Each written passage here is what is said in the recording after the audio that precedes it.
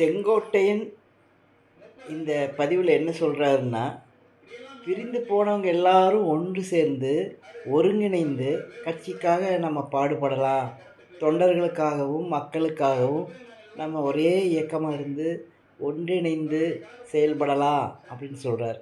அது சரிதானே, அது நியாயம்தானே.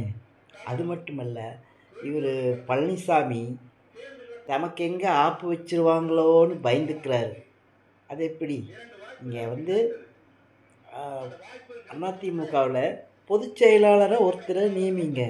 அவர் கட்சி கட்டுப்பாடு, கட்சி தலைவர் எல்லாம் அவருடைய பேச்சு கேட்குற மாதிரி வச்சுருங்க. அதே சமயத்தில் முதல்வருங்கிறவரை தொண்டர்கள் தேர்ந்தெடுக்கட்டும்.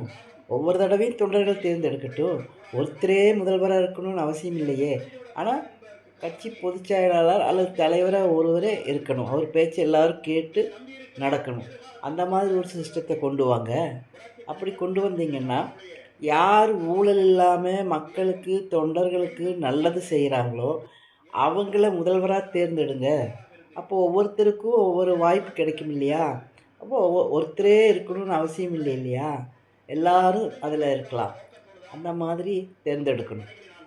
அப்படி ஒரு சிஸ்டத்தை கொண்டு வந்தீங்கன்னா அதிமுகவை யாரும் அசைக்க முடியாது. இப்போ செங்கோட்டையன் சொல்கிற மாதிரி மீண்டும் எல்லோரும் ஒன்றிணைந்து இதை செய்தீங்கன்னா நல்லது.